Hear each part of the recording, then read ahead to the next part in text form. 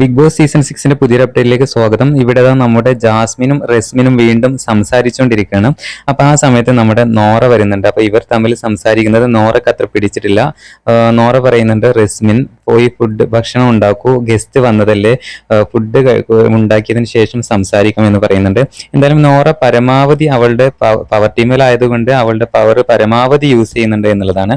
പൊതുവെ നമ്മുടെ ജാസ്മിനും നോറയും അത്ര വലിയ അടുപ്പത്തിലല്ല എന്നുള്ളത് നമുക്ക് എല്ലാവർക്കും അറിയാവുന്നതാണ്. അപ്പൊ ഇത് പറഞ്ഞ ഉടനെ തന്നെ നമ്മുടെ റസ്മിൻ എണീക്കുന്നുണ്ട് ജാസ്മിന്റെ അടുത്ത് നിന്ന്. അങ്ങനെ എണീറ്റുകൊണ്ട് ഇങ്ങോട്ട് പോകുന്നുണ്ട്. അത് ജാസ്മിന് ഒട്ടും പിടിക്കുന്നില്ല എന്നുള്ളതാണ്.